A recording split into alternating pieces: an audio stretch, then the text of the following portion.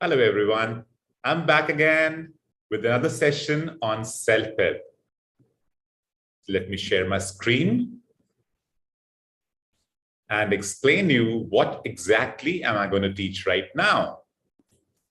So I'll be talking about understanding writing and speaking parameters. Now, I'm not going to go in depth, but I'm just going to give it a superficial level because for the depth, I need more classes. I need more videos. I'm going to make them for you.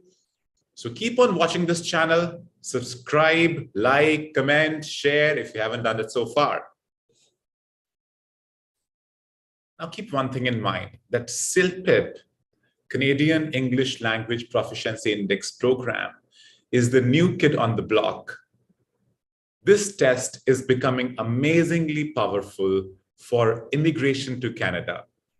This is exactly the Canadian exam that Canadians look forward to. Give this exam, much better, more Canadian, and definitely has got a much more scope to pass. So let us see, how does the writing and speaking parameters work? Let us understand the parameters first. I'm going to be talking about speaking. In speaking, we have 4 parameters. The first one is content, coherence. The second one is vocabulary. The third one is listenability. Yeah, I know this is a little different as compared to IELTS or any other examination.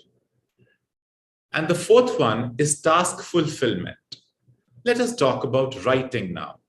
In case of writing, we have almost the similar parameters, except for the fact instead of listenability, we have readability. When you write something, the person who's checking should be able to read. Same is the case when you speak something, the person who's listening to you should be able to listen. And the last one is obviously task fulfillment. So you see that 3 are common and 1 is different in speaking and writing. Speaking is listenability and writing is readability. Let's talk about content and coherence. What exactly is content and coherence? Number of ideas. Whatever you speak or whatever you write is based on an idea, what you wish to convey to the other person. If you do not have ideas, that means your content is less. Quality of the idea. Now, if you give one idea and you give a part of the idea again, another part of the idea again, another part of the idea again, that is basically one idea. We are talking about the quality of ideas. A good quality idea would really matter. Organization of ideas. Now, whenever we brainstorm, it is not organized. So we need to organize our thoughts. When we organize our thoughts, then our ideas become organized and more coherent. Examples and supporting details, which is again very important. Maybe it's writing, maybe it's speaking. You need to substantiate your idea with a supporting detail, that why have you said so? The reasoning behind it. That is called content coherence. Let's look at the second category now, called as vocabulary. What does the meaning of vocabulary imply in CELPIP? Let's see.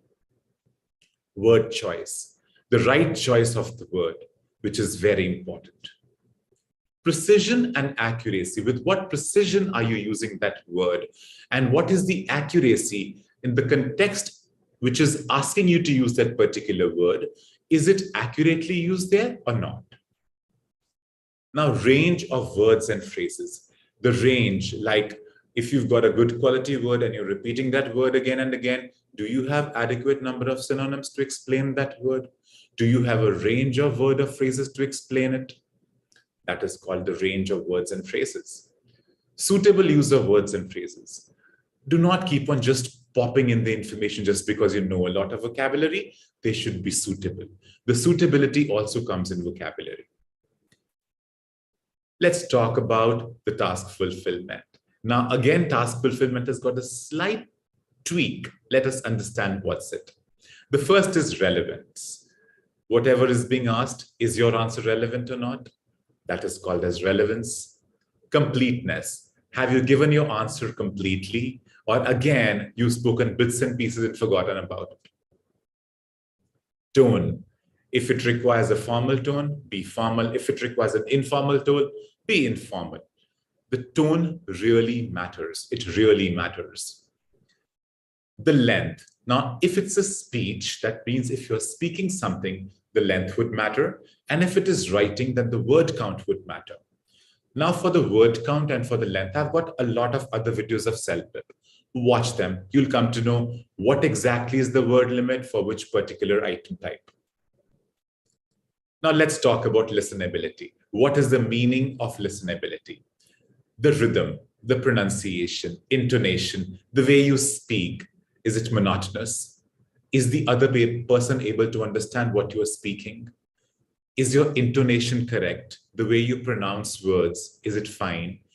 Is it a strain on the ears to understand you? Pauses, interjection, and self-correction. What is the meaning of pauses? See, you cannot speak English without pauses. If somebody tells me to keep on speaking English without pause, as a matter of fact, any other language, without a pause, it will not make sense to the listener. Interjections means having feelings. Self-correction, definitely we do self-correct ourselves. But again, extreme amount of self-correction leads to a listenability problem. So make it sure you self-correct yourself just a couple of times, that's it. Rarely. Grammar and sentence structure, again, that affects the listenability a lot. Inaccurate grammar and faulty sentence structure is a strain on the ears. It is very tough to understand what the person is trying to say. Variety of sentence structures. Again, it's important to have a variety of sentence structures. You cannot have one typical sentence format and keep on speaking in that format. That variety is important. Let's talk about readability now. Readability means you've written something and the person who's reading it is able to understand. That is called readability. The format and paragraphing. You have to understand that a paragraph is a set of similar ideas together. Format means adhering to the concept of making paragraphs, formatting your essay in the proper way so that it's understandable. Connectors and transitions. How you connect things together, how you transit from one particular position to the second position is called as a transition. Grammar and sentence structure. Again, that is important because if your grammar is faulty or the sentence structure is inadequate, it's a rickety sentence structure, the whole essay, whole writing task is going to fall down. Spelling and punctuation, they do matter a lot. Make it sure you have your right spellings. Make it sure you understand what is spelling and use one particular format of spellings. Either use American spellings or use British spellings, but make it sure you follow one particular norm. And the punctuation has to be correct. You cannot have bad pronunciation without commas, without full stops, and keep on writing an essay. It will not make sense. Punctuation is in writing. Pauses are in speaking. The right pause and the right punctuation matters a lot in understanding. With this, we come to the end of our video on understanding what are the parameters of speaking and writing. Now, all these parameters, what you've understood, they have got one-word definitions, and every parameter has got four definitions. So my next videos will be describing them in detail on what these parameters actually mean. What is CLB 12? What is CLB 11? And that particular concept, say readability of 12, what does that mean? A readability of 9, what does that mean? So we'll be talking about that in other videos. Till then, thank you so much.